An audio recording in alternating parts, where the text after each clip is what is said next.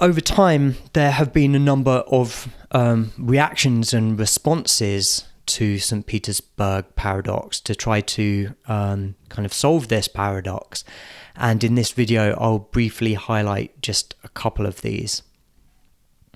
So Kramer apparently made the argument that, well, nobody has an infinite amount of money.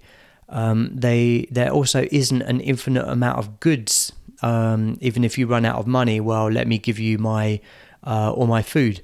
There is just not an infinite amount of money or goods in order to actually pay up if someone were to play the game and actually win an infinite amount of money. And so this critique of the St. Petersburg Paradox is that the game is just not realistic. Another response was, well, this is maybe a silly game because no sensible person would actually offer this kind of game, because if you were faced with potentially an infinite loss, that would not necessarily be a sensible thing to do. And so that was another argument. Another argument as well is to basically say, well, every time you play the game, you have a 50% chance of essentially receiving your reward and being bumped out of the game. And so what you have is an exponentially decaying probability of still being in the game after each coin flip.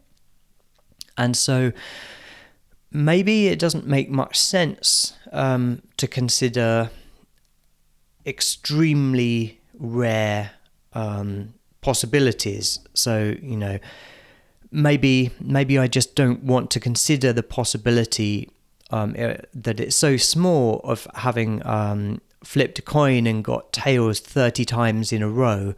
This becomes a vanishingly small possibility.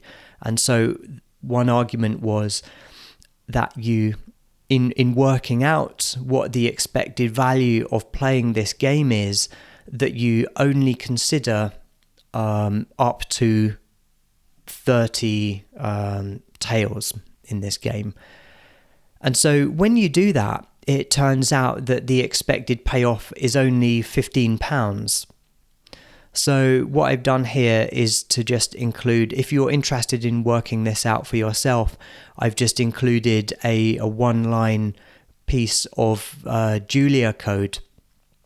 And if you run this line, what it does is to work out the winnings if you play this game over 30 trials, and it comes out at £15. Now, this is much closer to what people actually are willing to pay. Still a slight overestimate, but you get the basic idea.